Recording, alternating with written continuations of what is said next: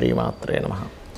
ప్రేక్షకులకి ఆ లలితాంబిక అమ్మవారి యొక్క అనుగ్రహం పరిపూర్ణంగా కలగాలని మనస్ఫూర్తి కోరుకుంటూ మనం ఈరోజు చెప్పుకోబోయేటువంటి టాపిక్ 2025 జనవరి మాసంలో ఫలితాలు ఏ విధంగా ఉన్నాయి, మరియు ఏ విషయాల పట్ల మీరు జాగ్రత్తగా ఉండాలి, అదేవిధంగా ఎటువంటి పరిహార మార్గం చేసుకుంటే ఇబ్బంది పడకుండా సంతోషంగా ఉంటాము అనేటువంటి విషయాలు చెప్తుంది నేనైనప్పటికీ కూడా చెప్పిస్తుంది సాక్షాత్ లలిత అమ్మవారిగా భావిస్తూ ఒక్కొక్క లగ్నం తెలియని వారు రాశిరీత్యా చూసుకుందాం. అయితే దీనికంటే ముందు అసలు గ్రహాలు ఎక్కడెక్కడ ఉన్నాయి ఈ జనవరి మాసంలో. గురువు వక్రించే ఉన్నాడు, ఇంకా అదేవిధంగా కుజుడు కూడా వక్రించి ఉన్నాడు ఈ జనవరి మాసంలో.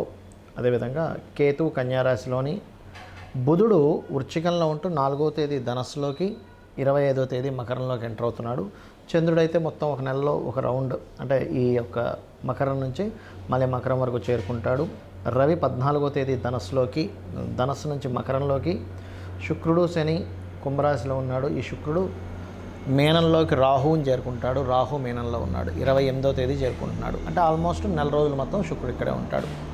మకర లగ్నము, మకర రాశి. మీకు క్రియేటివ్ ఫీల్డ్లో ఉండేటువంటి వారితో పరిచయాలు, లేదా మీ కుటుంబ సభ్యులకి క్రియేటివ్ ఫీల్డ్స్ వాళ్ళకి ఏదైనా కొత్త పరిచయాలు ఏర్పడము, మీరు చేస్తున్న వృత్తిలో ఏదైనా క్రియేటివ్గా చేయాలనేటువంటి ప్రయత్నం ఫలించనుంది. కాకపోతే లోన్స్ కోసం చేసే ప్రయత్నం మీకు ఫలిస్తుందనేటువంటిది ఈ లోన్స్ కారక స్థానమైనటువంటి బుధరాశుల్లోకి వక్రించి కుజుడు వెళ్తున్నందుకు యోగిస్తుంది. అలాగే 3వ స్థానంలో రాహు పర్టికులర్గా మీకు ఇచ్చేటువంటి రిజల్ట్స్లో ధైర్యంగా మీరు ఏదైనా ఒక స్టెప్ తీసుకుంటారు, అది మీకు మంచి ఫలితాలను ఇస్తుంది.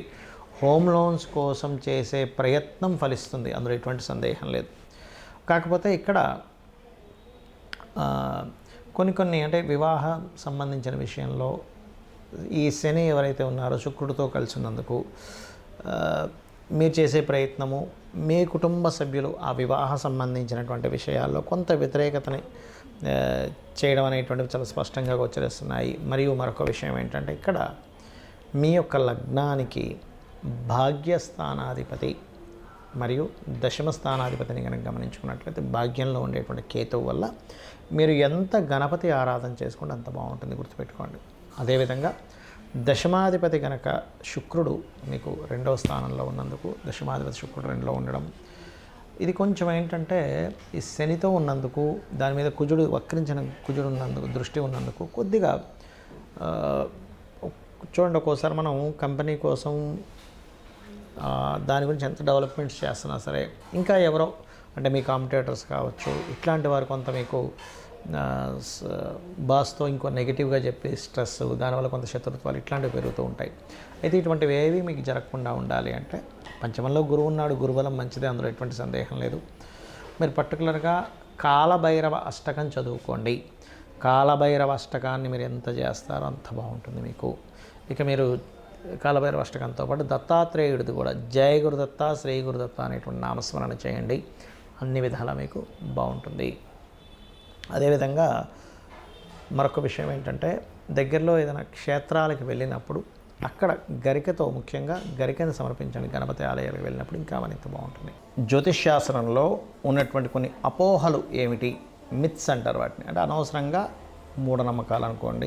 ఇవి నేను మీకు ఈరోజు చెప్పబోతున్నాను, గుర్తుపెట్టుకోండి. ఏమిటవి అంటే, ఇవి తెలియాలి. ముఖ్యంగా ఇవి తెలియకపోవడం వల్ల కూడా ఇబ్బంది పడుతున్నారు చాలామంది అనుకునేది ఏమిటంటే, ఏలినాడు శని, అర్ధాష్టమి శని, అష్టమి శని సమయంలో ఏదీ కలిసి రాదు అనుకుంటారు. అది పూర్తిగా తప్పు, గుర్తుపెట్టుకోండి. నేను 100% నేను రీసెర్చ్ చేసి చెప్తున్నాను. అష్టమ శని, అర్ధాష్టమి శని, ఏలినాడు శని కేవలం మీకు కొద్దిగా ఆలస్యము, అనుభవము, ఒక విషయాన్ని నేర్పేలాగా కర్మకారకుడు మీకు ఆ స్థానాల్లో ఉండి ఇస్తాడు. అంటే మీ యొక్క కర్మ ఏంటంటే, ఆ సమయంలో కొంచెం స్ట్రెస్ అవ్వడం వల్ల జీవితంలో ఏది నిజమో అని తెలుసుకుంటారు, కానీ ఏది కలిసి రాకపోవడం కాదు, గుర్తుపెట్టుకోండి. కలిసి రావాలంటే ఏం చేయాలో నేర్చుకుంటారు మీరు, కలిసి రాకపోవడం కాదు. ఎందుకంటే నేను దీని మీద 140 మంది ప్రెసిడెంట్ల జాతకాలు చూశాను. వాళ్ళకి పర్టికులర్గా ప్రెసిడెంట్లను కాదు, ఎమ్మెల్యేలు, ఎంపీలు, చాలామంది జాతకాలు, పెద్ద పెద్ద బిజినెస్ మ్యాన్ జాతకాల్లో, ముఖ్యంగా రాజకీయ నాయకుల జాతకాల్లో నేను చూసింది ఏంటంటే, ఏలినాటి శని, అర్ధాష్టమి శని, అష్టమి శని సమయాల్లోనే వాళ్ళు పీఎంలు, సీఎంలు కూడా అయ్యారు. మీకు ఎందుకు, మన నరేంద్ర మోడీ గారు ఏలినాటి శనిలోనే ఆయన పీఎంగా ఉన్నది వృశ్చిక రాశి. జగన్ అతను అష్టమ శనిలోనే ఆయన సీఎంగా నిలబడ్డారు. మన ఎంతోమంది చంద్రబాబు నాయుడు గారు కావచ్చు, స్వర్గీయ ఎన్టీ రామారావు గారు కావచ్చు. నేను చెప్పేది ఒకటే, అంటే రాజ్యాన్నే ఇస్తున్నటువంటి శని మీకెందుకు ఏమీ కలిసి రాకుండా చేస్తాడని ఒక్కసారి ఆలోచించండి. ఎందుకంటే నేను ఈ విషయాన్ని ఎందుకు స్పష్టంగా చెప్తున్నానంటే, అనవసరంగా ఇది ఏమీ కలిసి రాదేమో అని ఏమీ చేయకుండా ఉండిపోతున్నారు. అది కాదు. శని అంటే కర్మకారకుడు, విజయానికి కారకుడు. కష్టం ఇస్తాడు, ఇవ్వడం నేను అనట్లే. స్లో మూమెంట్, స్లో ఉంటుంది. కానీ అదే శని భగవాను కనుక మీరు చక్కగా దీపారాధన చేసి రెగ్యులర్గా ఒక ఆంజనేయ స్వామి ఆలయమో, నరసింహస్వామి ఆలయమో, స్కందుడు ఆలయానికి వెళ్ళారనుకోండి, 100% పాజిటివ్ ఫలితాలు ఇస్తాడు. అది. ఇక రెండవది ఏంటంటే కాలసర్పదోషం గురించి చాలామంది భయపడుతున్నారు. కాలసర్పదోషం కాలానికి సంబంధించినటువంటిది. అంటే దేశ కాల సంబంధించిన పరిస్థితులు ఎలా ఉంటాయి చెప్పేటువంటి అంశం. జన్మజాతకానికి అప్లై చేయకూడదు కాలసర్పదోషానికి, కేవలం సర్పదోషాలను మాత్రమే అప్లై చేయాలి. మరి కాలసర్పదోషానికి ఒక ప్రెడిక్షన్ ఉంటుంది కదా అంటే ఉంటుంది, దానికి ఒక ప్రెడిక్షన్ ఉంటుంది. అంతేగాని ఎందుకు కలిసి రాదని కాదు. మెగాస్టార్ చిరంజీవి గారికి ఉంది కాలసర్పదోషం. ఎంతోమంది రాజకీయ నాయకుల్లో పెద్ద పెద్ద రేంజ్లో వెళ్ళిన వాళ్ళకి, పెద్ద పెద్ద బిజినెస్ పీపుల్కి నేను చూశాను కాలసర్పదోషం. మరి వాళ్ళు ఎందుకు అలా ఆ రేంజ్లోకి ఎదిగారు అనేది ఒక్కసారి ఆలోచించండి. ఆస్ట్రాలజీ 100% ఉంది, కానీ దాన్ని రీసెర్చ్ చేసి దాన్ని అర్థం చేసుకొని దాన్ని ఎలాగ మనకు ఎందుకు అందించారనే విషయాన్ని పూర్తిగా అర్థం చేసుకోవాలి. అలాగే మరొక విషయం ఏంటంటే, ఒకటి, ప్రతిసారి కూడా మనం ప్రతిదానికి కూడా ఏలినాటి శననో సర్పదోషం ఉందనో పెట్టుకుంటాం. అలా కాదు. పర్టికులర్ భావం అంటే మీకు వివాహం అవ్వటం లేదు, ఓకే, 7th లార్డ్ ఎవరయ్యారు చూసుకొని ఆ 7th లార్డ్ బలహీనంగా ఉన్నాడా, అందుకే అవ్వట్లేదు. దాన్ని చిన్న చిన్న మంత్రాలతో, లలిత సహస్రనామం ఉంది, అందులో ఓం కామేశబద్ధ మాంగళ్య సూత్ర శోభిత కందరాయ నమః ఖచ్చితంగా ఇంట్లో కూర్చొని చక్కగా చేసుకొని ఫ్రీ అయిపోతుంది దానికి. అంతేగాని అమ్మో దీనికి ఏదో లక్షలు కట్టించి పూజ చేసుకోవాలి అప్పుడే నాకు ఆ దోషం పోతుంది అనేటువంటిది కాదు. కలియుగం కొన్న గొప్పతనం ఏంటంటే నామస్మరణ చేత పోతుంది, క్లియర్ అయిపోతుంది. మీ దగ్గర డబ్బులు ఉన్నాయి, నేను చక్కగా పూజ చేయించుకుంటాను, ఇంటికి పురోహితుని పిలిపించి ఒక హోమం చేయించుకుంటానంటే చేయించుకోండి, ఏమీ తప్పు కాదు. అది ధనం ఉంటే చక్కగా ఇంటికి పురోహితుని పిలిపించుకొని చక్కగా పూజ చేసి అతనికి దక్షిణ ఇచ్చి 10 మందికి భోజనాలు పెట్టండి. దానివల్ల ఒక సిస్టమ్ అంటే మనీ సర్క్యులేట్ అవుతుంది, దానివల్ల దేవతలు కూడా ఆనందిస్తారు. నేను కాదనట్లే. కానీ డబ్బులు లేకపోయినా అప్పులు చేసి మాత్రం ఎట్టి పరిస్థితుల్లో మీరు పూజ చేస్తేనే వర్కౌట్ అవుతుందని మాత్రం ఏమీ లేదు. ఎందుకంటే భగవంతుడికి అన్నీ తెలుసు.